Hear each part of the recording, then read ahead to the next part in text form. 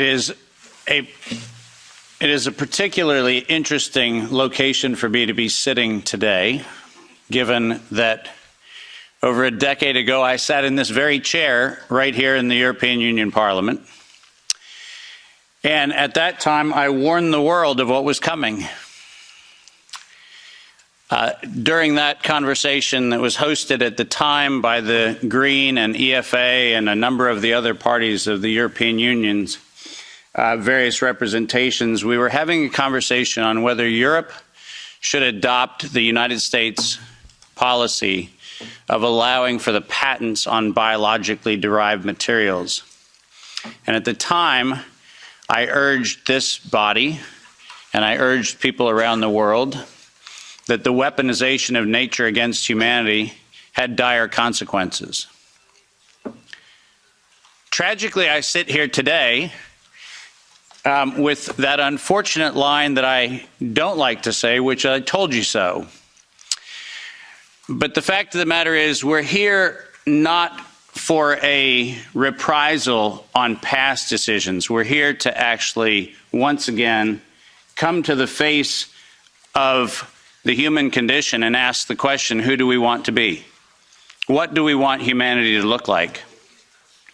And rather than seeing this as an exercise in futility, which is very easy from time to time when you're in the position I'm in, I actually see this not as an exercise in futility. I see this as one of the greatest opportunities that faces us, because we now have a public conversation, which is now front and center in people's minds. When this was an esoteric conversation about biological patents, nobody cared. But when that conversation came home, then it became something people can care about. So I'm actually quite grateful for this opportunity. I thank the members of Parliament for hosting this. I thank all of the translators who, I apologize in advance. I will use terminology that is probably very difficult to translate, so my apologies. And I'd also like to acknowledge the fact that many of you are aware of my involvement with this, in large part due to the amazing work of my wonderful wife, Kim Martin, who encouraged me at the very early days of this pandemic to get on front of the camera and talk about all the information that I had been sharing among very small groups around the world. And it was, in fact, her encouragement that put me in a place where many of you have heard what I have to say. Ironically, the world that I came from, that used to be very popular, my CNBC and Bloomberg presentations, which were televised on mainstream media around the world, was an audience that I lost. I can confidently say COVID diminished my fame. But I can also confidently say that I'd rather stand among the people with whom I'm standing today than any of the folks that were part of that previous world. So this is a much better place to be. My role today is to set the stage for this conversation in a historical context, because this did not come in the last 3 years. This did not come in the last 5 or 6 years. This actually is an ongoing question that probably began here in Europe in the early stages of the mid-1900s, but certainly by 1913, 1914, this conversation started right here in Central Europe. The pandemic that we alleged to have happen in the last few years also did not happen overnight. In fact, the very specific pandemic using coronavirus began in a very different time. And we'll try to advance the slides here with one of these things. Oh, there we go. Most of you don't know that coronavirus as a model of a pathogen was isolated in 1965. Coronavirus was identified in 1965 as one of the first infectious replicatable viral models that could be used to modify a series of other experiences of the human condition. It was isolated once upon a time associated with the common cold. But what's particularly interesting about its isolation in 1965 was that it was immediately identified as a pathogen that could be used and modified for a whole host of reasons. And you heard me correctly, that was 1965. And by the way, these slides are public domain. You're welcome to look at every single reference. Every comment that I made is based on published material, so do make sure that you look at those references. But in 1966, the very first COV coronavirus model was used as a transatlantic biological experiment in human manipulation. And you heard the date, 1966. I hope you're getting the point of what I'm saying. This is not an overnight thing. This is actually something that's been long in the making. A year before I was born, we had the first transatlantic coronavirus data sharing experiment between the United States and the United Kingdom. And in 1967, the year I was born, we did the first human trials on inoculating people with modified coronavirus. Isn't that amazing? 56 years ago, the overnight success of a pathogen that's been 56 years in engineering. And I want that to chill with all of you. Where were we when we actually allowed, in violation of biological and chemical weapons treaties, where were we as a human civilization when we thought it was an acceptable thing to do to take a pathogen for the United States and infect the world with it? Where was that conversation? And what should have been that conversation in 1967? That conversation wasn't had. Ironically, the common cold was turned into a chimera in the 1970s. And in 1975, 1976, and 1977, we started figuring out how to modify coronavirus by putting it into different animals, pigs and dogs. And not surprisingly, by the time we got to 1990, we found out that coronavirus as an infectious agent was an industrial problem for two primary industries, the industries of dogs and pigs. Dog breeders and pigs found that coronavirus created gastrointestinal problems, and that became the basis for Pfizer's first spike protein vaccine patent, filed, are you ready for this, in 1990. Did you hear what I just said? 1990. Operation Warp Speed? I'm sorry. Where's the warp and the speed? Pfizer, 1990, the very first spike protein vaccine for coronavirus. Isn't that fascinating? Isn't it fascinating that we were told that, well, the spike protein is a new thing. We just found out that that's the problem. No. As a matter of fact, we didn't just find out it was not just now the problem. We found that out in 1990 and filed the first patents on vaccines in 1990 for the spike protein of coronavirus. And who would have thought? Pfizer. Clearly the innocent organization that does nothing but promote human health. Clearly Pfizer. The organization that has not bought the votes in this chamber and in every chamber of every government around the world. Not that Pfizer. Certainly they wouldn't have had anything to do with this. But oh yes, they did. And in 1990, they found out that there was a problem with vaccines. They didn't work. You know why they didn't work?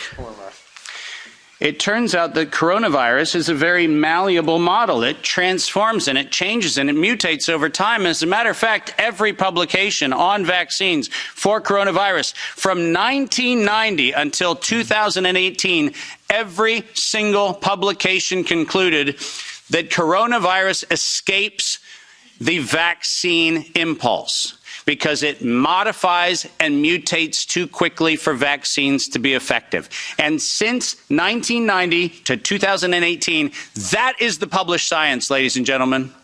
That's following the science.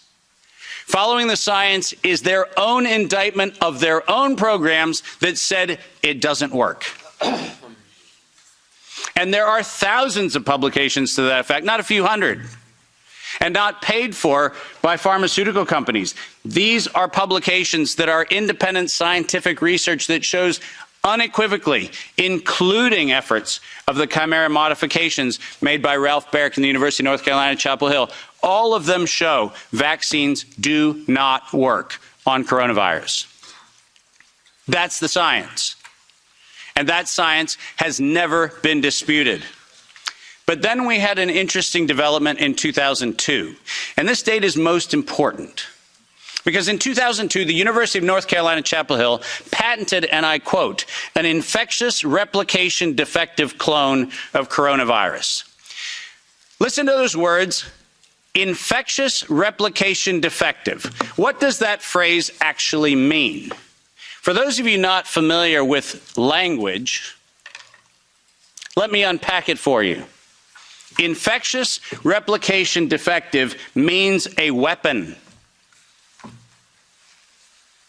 It means something meant to target an individual, but not have collateral damage to other individuals. That's what infectious replication defective means.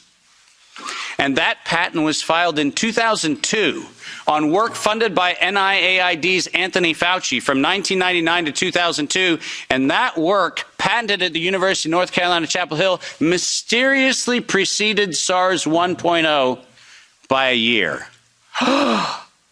Dave, are you suggesting that SARS 1.0 wasn't from a wet market in Wuhan? Are you suggesting it might have come from a laboratory in the University of North Carolina, Chapel Hill? No, I'm not suggesting it. I'm telling you that's the facts. We engineered SARS. SARS is not a naturally occurring phenomenon. The naturally occurring phenomenon is called the common cold. It's called influenza-like illness. It's called gastroenteritis. That's the naturally occurring coronavirus. SARS is the research developed by humans weaponizing a life system model to actually attack human beings. And they patented it in 2002.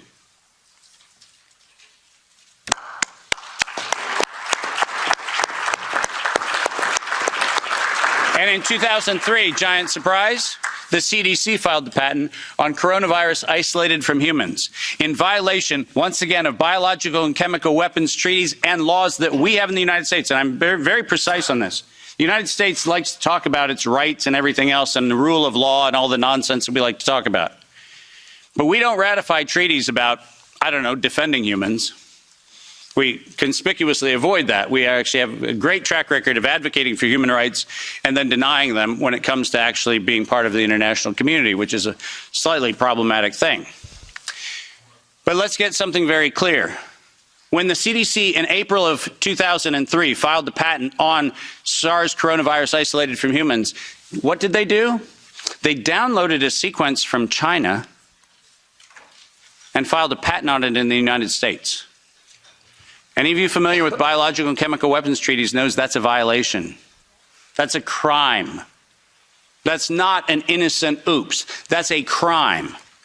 And the United States Patent Office went as far as to reject that patent application on 2 occasions until the CDC decided to bribe the Patent Office to override the patent examiner to ultimately issue the patent in 2007 on SARS coronavirus. But let's not let that get away from us, because it turns out that the RT-PCR, which was the test that we allegedly were going to use to identify the risks associated with coronavirus, was actually identified as a bioterrorism threat by me in the European Union-sponsored events in 2002 and 2003, 20 years ago. That happened here in Brussels and across Europe. In 2005, this particular pathogen was specifically labeled as a bioterrorism and bioweapon platform technology.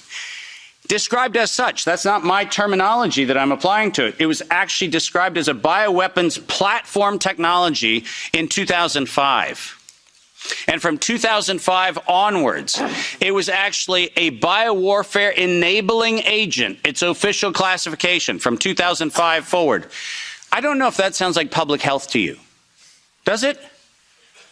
Biological warfare enabling technology. That feels like not public health. That feels like not medicine. That feels like a weapon designed to take out humanity. That's what it feels like. And it feels like that because that's exactly what it is.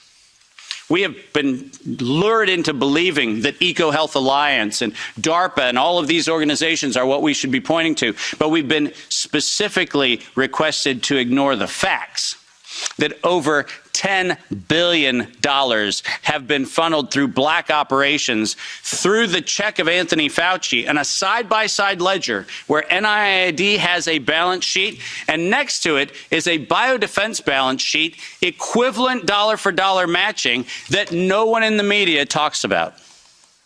And it's been going on since 2005. Our gain-of-function moratorium, the moratorium that was supposed to freeze any efforts to do gain-of-function research. Conveniently, in the fall of 2014, the University of North Carolina, Chapel Hill received a letter from NIAID saying that while the gain-of-function moratorium on coronavirus in vivo should be suspended, because their grants had already been funded, they received an exemption. Did you hear what I just said? A biological weapons lab facility at the University of North Carolina, Chapel Hill, received an exemption from the gain-of-function moratorium so that by 2016 we could publish the journal article that said SARS coronavirus is poised for human emergence in 2016. And what, you might ask, Dave, was the coronavirus poised for human emergence? It was WIV1. Wuhan Institute of Virology Virus 1.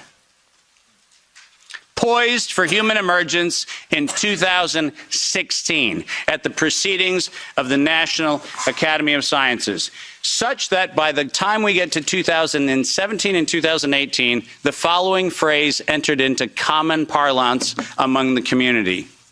There is going to be an accidental or intentional release of a respiratory pathogen.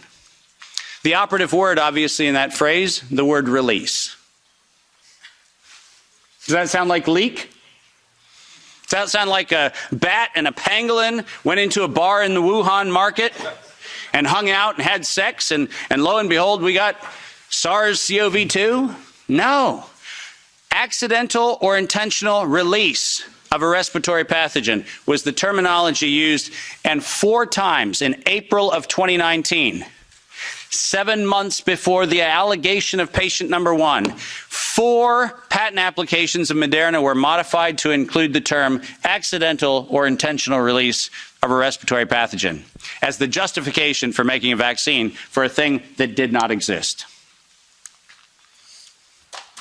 Keep going. If you have not done so, please make sure that you make reference in every investigation to the premeditation nature of this, because it was in September of 2019 that the world was informed that we were going to have an accidental or intentional release of a respiratory pathogen so that by September 2020, there would be a worldwide acceptance of a universal vaccine template. That's their words, right in front of you on the screen. The intent was to get the world to accept a universal vaccine template, and the intent was to use coronavirus to get there. And the last slide. This isn't advancing, so if I could have somebody do it. Let's read this, because we have to read this into the record everywhere I go. Until an infectious disease crisis is very real, present, and at the emergency threshold, it is often largely ignored. To sustain the funding base beyond the crisis, he said, we need to increase the public understanding for the need for medical countermeasures such as a pan-influenza or pan-coronavirus vaccine. A key driver is the media, and the economics will follow the hype.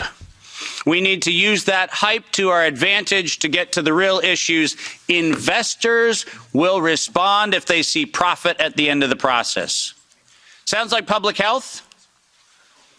Sounds like the best of humanity? No, ladies and gentlemen, this was premeditated domestic terrorism stated at the proceedings of the National Academy of Sciences in 2015, published in front of them. This is an act of biological and chemical warfare perpetrated on the human race, and it was admitted to in writing that this was a financial heist and a financial fraud. Investors will follow if they see profit at the end of the process. Let me conclude by making 5 very brief recommendations. The last slide. Nature was hijacked.